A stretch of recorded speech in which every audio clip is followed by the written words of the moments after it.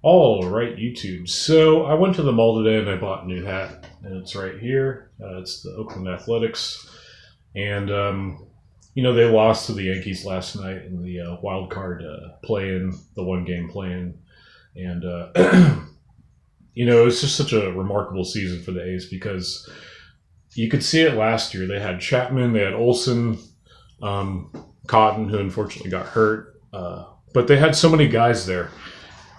And you could see the pieces, and then just finally this year they were able to put everything together. To a certain extent. I mean, obviously they got beat by the Yankees, a much better team. Objectively speaking. But anyways, I was so proud of the A's. I'm not even a big fan of the A's. I'm actually more of a Giants fan. But they're a local team, and it was just really cool to see them go far this year. And basically, yeah, going into the season, they were projected to finish third, I believe, behind the Angels. So Astros would repeat as division champions, and then Angels, because they got Ohtani, they have Trout, and anyways, the rest is history. But while I was there at the mall, I bumped into one of my friends from church, and he's a really nice guy. So we had a conversation regarding religion, and talked for a good half an hour. We had a lot of disagreements, but it was very civil. We didn't end up roundhousing each other, so that was a positive. And speaking of that, we basically, our talk basically went from religion into politics. So we began to talk about abortion, human trafficking, and all that stuff. And basically, I was saying I just have a big problem with organized religion because of all the human trafficking involved and all the abusive tendencies and all that stuff. And anyway, so the conversation was very spirited, and we had a lot of disagreements, but we're civil. But this is really interesting because when we began to talk about abortion, this is somewhere where we actually have a lot of common ground. And I think he probably has an even more extreme opposition to abortion more than I do. But he was saying that, based off what he's read in the Bible, more specifically the Old Testament, he was saying that the act of abortion is it's very similar to the child sacrifices that they did back in the day, back in the biblical times. And it's sick. I mean, the abortion industry is sick. And before I go any further, I just want to go ahead and say this. The video down below is Secular Talk. It's this YouTube channel hosted by this guy named Kyle Kulinski, who's very close to the Young Turks. And anyways, so he did a video ridiculing Ben Carson for comparing abortion to child sacrifice. And Kyle Kulinski is obviously a Soros agent.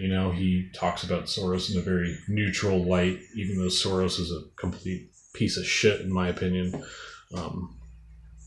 He's up there.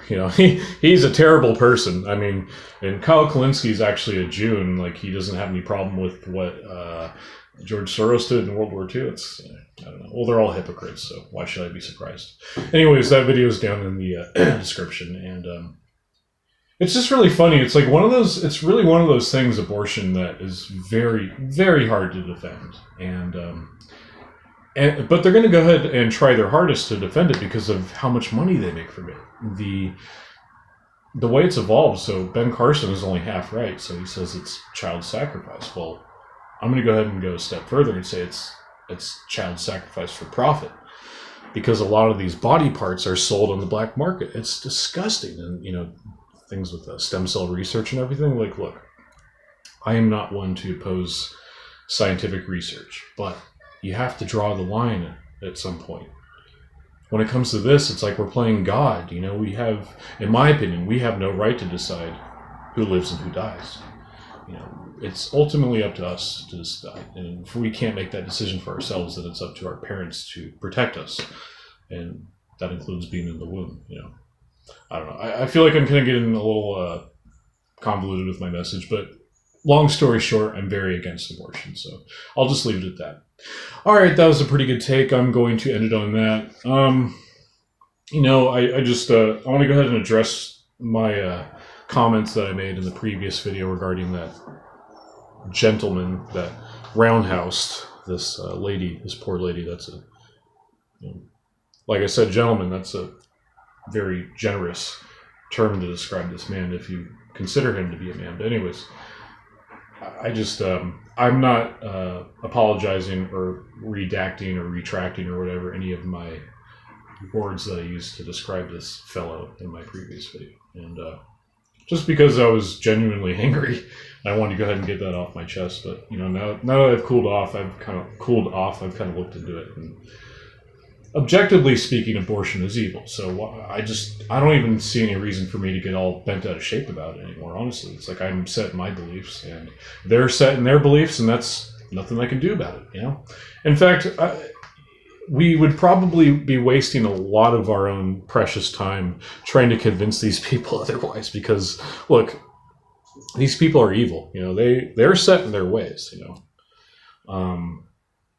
So there's no way you're going to go ahead and change their mind. And why should you? That should be up to them. You know, I'm a big believer in free will.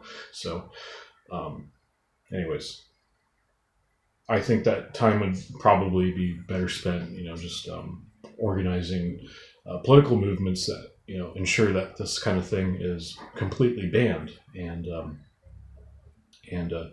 harshly penalized as well. I think that would be very beneficial. And look, while we're at it, why don't we just go ahead and reverse all of the legislation or the legislation that the Democrats and the Republicans as well have done to destroy our country. I mean, like, we don't have basic rights when it comes to gun ownership, and especially here in the state of California, it's ludicrous, absolutely ludicrous. Drug use. I mean, look, there's plenty of people that are thrown in prison for simple use, including my father. My father was actually deported. He's not allowed to come back to this country. And I'm not saying that, you know, he's a victim. You know, he himself accepts responsibility for his actions. But, you know, it's like, he's not a bad guy. You know, he's a wonderful guy. He raised me. Anyways, just like drug offenses, and that's where the Democrats are right, though. That's one of the areas where the Democrats are right. Is there's too many people in prison, especially when it comes to drug charges. But they want to go ahead and let out the illegal immigrants that have committed murder and rape and robbery, and it's just, you know, they're trying to bite off too much. You know, it's like let's start with the non-violent offenders, and honestly, when it comes to the violent offenders, it's like, fuck them. You know, they did what they did, and if they've been justifiably proven guilty, then yeah, fuck them. All right, this video is getting kind of long. I don't want to run out of space here on my phone. So, guys, I really appreciate you watching. Go ahead and hit that like button if you like the video. Subscribe. I'm trying to make more videos, and the format that I'm trying to go with is maybe more longer now. Maybe trying to do less news bulletins and probably just trying to do more like long discussions, if that's something that you guys are keen to. Either way, I might try and do both. We'll see. So, guys, God bless, and I'll see you later. Peace out.